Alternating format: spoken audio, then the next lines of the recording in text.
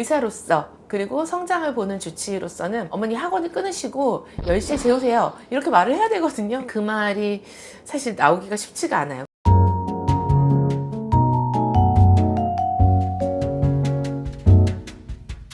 안녕하세요. 우리 아이 성장주치의 삼성 쑥쑥성장클리닉 원장 박성원입니다. 얼마나 자는 게 적당한가? 라고 많이 물어보시는데요. 평소에 하시는 질문들에 대해서 자문자답을 한번 해보겠습니다.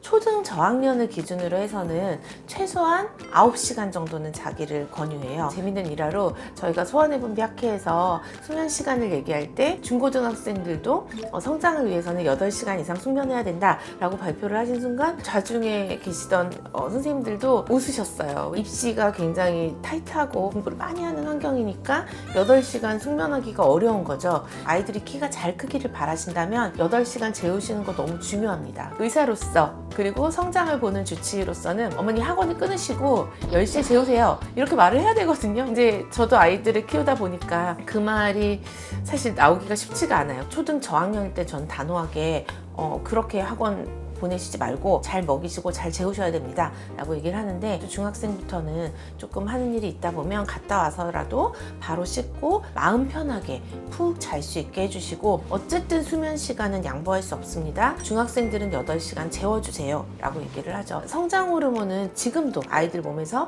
나왔다 들어갔다 박동성 분비를 해요. 밤에 깜깜해지면 멜라토닌이라는 호르몬이 나오기 시작하거든요. 성장 호르몬이 잠을 자지 않더라도 밤 12시에서 새벽 2시 사이에 조금 더 높이 분비된다. 그 시간에 사실 잠자지 않더라도 성장 호르몬이 좀 더 많이 나오지만 깊은 수면에 들어갔을 때 더 많이 나오기 때문에 그 시간대에 잠을 자주는 거는 사실은 필요해요. 예전에 이제 저는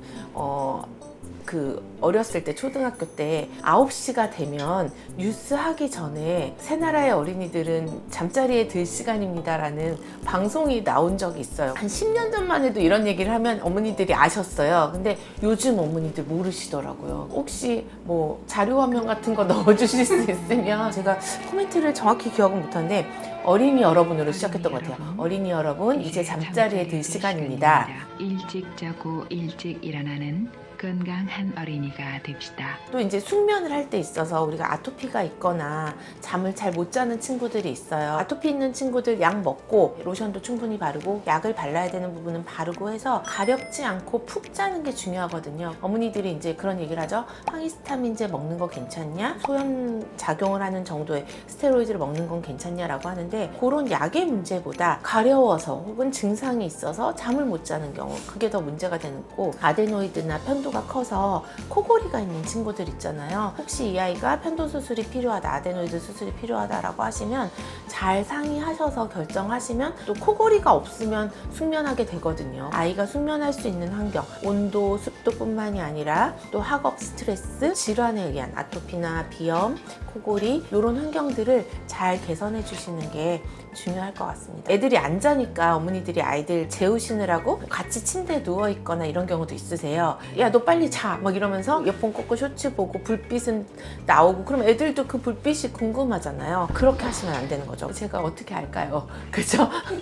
저도 다 경험 있고, 근데 그런 게 참 안 좋고, 자기 전에 제가 요즘 아이들한테 최소 2시간 이내에는 핸드폰을 하지 말아라 이렇게 얘기를 하거든요. 아이들이 그러면 굉장히 불리해지고 울상이 되죠. 근데 제가 그때 이제 엄마한테도 말씀을 드리죠. 온 가족이 오후 9시부터는 핸드폰을 안 하시는 연습을 해보시면 어때요? 그리고 일찍 자고 일찍 일어나는 환경을 만드시면 어때요? 라고 말씀을 드리죠. 그리고 사실 실제로 저도 그 부분에 있어서는 조금 노력을 하고 있거든요. 왜냐면 핸드폰의 불빛이나 블루라이트 이런 것들이 성장을 방해하는 요인이 돼요. 실제로 빛의 감각이나 이런 핸드폰의 영상들이 잔상이 남으면 숙면을 방해하고, 또 멜라토닌의 분비를 방해하면 결국은 숙면을 할 수 없고 성장 호르몬 분비를 방해하기 때문에, 의학적으로도 근거 있는 얘기니까 9시 이후에는 절대로 핸드폰을 하지 않는 연습을 해보는 거죠. 근데 우리가 마음을 먹게 되면 연습을 하게 되고, 어떤 책에서 보니까 3주 이상 습관이 되면